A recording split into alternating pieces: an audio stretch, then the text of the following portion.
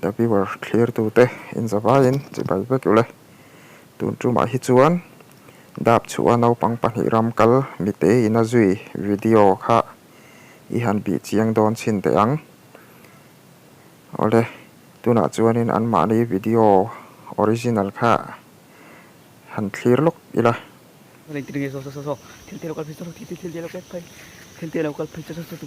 ki lai fa in ko la ya khianin aron kala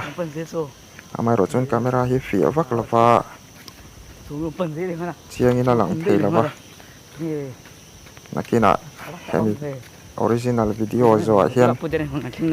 tlema ti lian amo ti lan chian deuh hlek kan tum don ni la kal chak khop maya han plau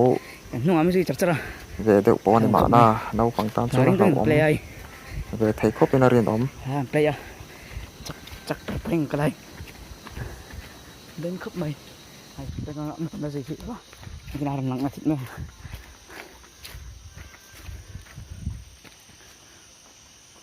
khu rồi có lại bố rồi khu rồi có lại bự đó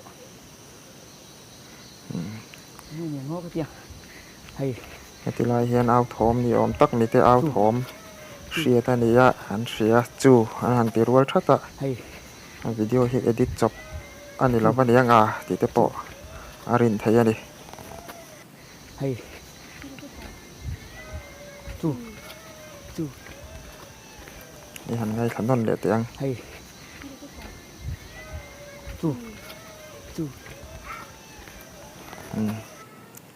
để hành bị chiang lệ rual đó ni là slow motion lệ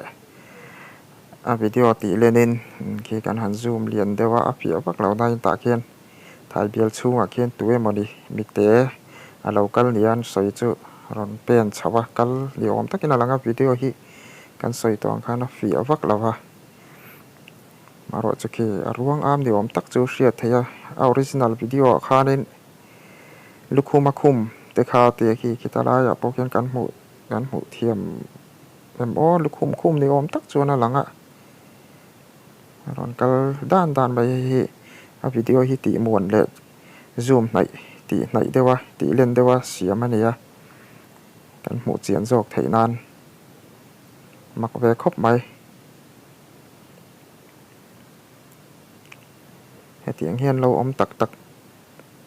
em ni don chu ni ti te poril ruwa oma video hi siam chop ani lo tura nga yila